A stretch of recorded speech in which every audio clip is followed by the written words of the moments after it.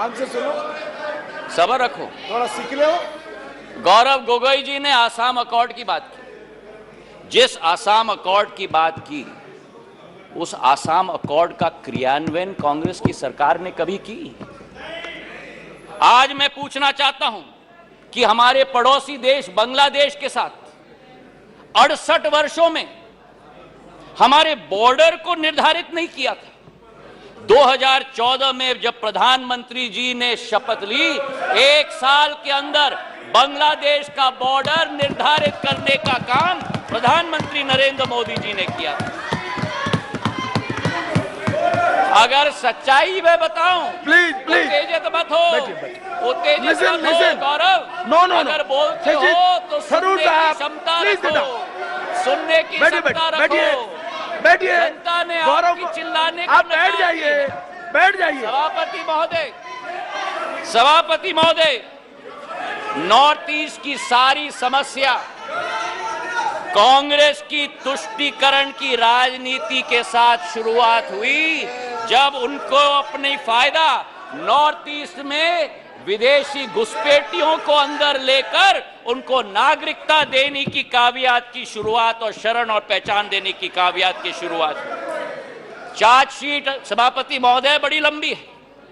1960 के दशक में जब मणिपुर में अलगाववादी समूह ने हिंसा की शुरुआत की, जब वो जन्म हुआ, तो वो कौन था जो उनके साथ बैठकर चर्चा करने के लिए तैयार था? वो कौन था जिन्होंने उनके साथ बैठकर समझौता किया? और आप भूल गए 1993 में जब 123 दिन मणिपुर जल रहा था, आपकी सरकार यहां भी थी, आपकी सरकार यहां भी थी,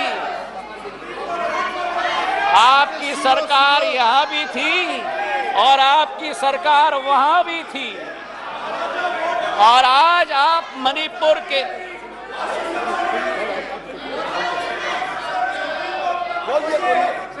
और आज सभापति महोदय अधीर दा उठकर कह रहे थे कि मणिपुर के सांसद क्यों नहीं बोले।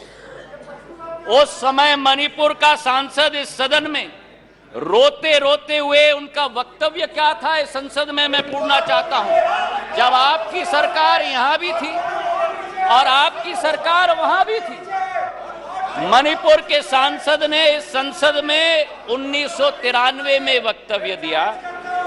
उन्होंने कहा, and I quote, the state government is helpless, it has no funds, the state government cannot even afford to purchase weapons for the security persons to fight the insurgents. Please, ये सुनिएगा, please think that Manipur is a part of this country. It affects the whole nation. शायद कांग्रेस के नेता को इन शब्दों को सुनना चाहिए था कल यहां भाषण देने के पहले। मुझे आज सभापति महोदय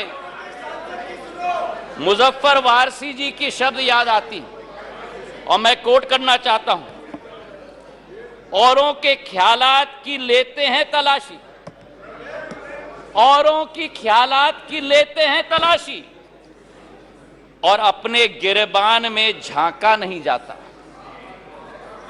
आज ये स्थिति उत्पन्न हो गई है। तथ्यों के आधार पर अगर हम बात करें, कल गृह मंत्री जी ने सदन में पूरा व्याख्यान दिया। इनके मंत्री संतरी न तंत्री एक बार भी मणिपुर गए। हमारे गृह मंत्री 3 दिन वहां रात दिन बिताए हैं। हमारे राज्य मंत्री ने 23 दिन, नित्यानंद राय जी ने मणिपुर में बैठकर स्थिति का जायजा लिया। आज राहत राशि वहां पहुंची है, अनाज पहुंचा है, वर्चुअल सिस्टम से स्कूल्स चल रही हैं, आर्मी की फोर्स पहुंची है, इवैक्यूएशन में हम मदद कर रहे हैं। जो भी हम लोग कोशिश कर रहे हैं, और आंकड़े की आप बात करते हो तो आंकड़े की पुष्टि करो। ये पिछले 9 साल मणिपुर में सबसे शांतिपूर्ण समय रहा है इंसर्जेंसी के दृष्टिकोण से। आपके 10 साल से 3 गुना कम इंसर्जेंसी हुई है और 6 गुना कम सिविलियन डेथ्स आज मणिपुर में हुआ है। सभापति महोदय, नॉर्थ ईस्ट की जब हम बात करते हैं, नॉर्थ ईस्ट की जब हम बात करते थे एक दशक पहले, तो चित्र हमारे दिमाग में आता था, हिंसा का चित्र आता था, आतंक का चित्र आता था, अस्थिरता की चित्र आती थी। और उसके पीछे एक कारण है, उसके पीछे कारण यह है कि दशकों से जो सरकार रही थी उनकी सोच विचारधारा थी कि अगर बॉर्डर विलेजेस में और उत्तर पूर्वी क्षेत्र में अगर विकास किया तो वहां जागरूकता उत्पन्न होगी, इसलिए उन्हें विकास से वंचित रखा जाए। हमारे प्रधानमंत्री ने 2015 में, देश के प्रधानमंत्री ने पहला कदम लिया। जो भी हिंसक संगठन थे मणिपुर के, उनके विरुद्ध सर्जिकल स्ट्राइक करके म्यांमार तक खदेड़ के भेज दिया था सभापति महोदय। और उसके बाद पहला कदम जो लिया, विकास व्यापक सोच के साथ, एक विचारधारा के साथ, उन्होंने एक विकास का मंत्र दिया सभापति महोदय, विकास का मंत्र दिया हीरा, क्योंकि उत्तर पूर्वीय क्षेत्र भारत का हीरा है। हीरा मतलब हाईवे, हीरा मतलब इंटरनेट, हीरा मतलब रेलवेज, हीरा मतलब एविएशन। और जिस उत्तर पूर्वी क्षेत्र में केवल इवी bulletin updates, keep watching Mi6 news.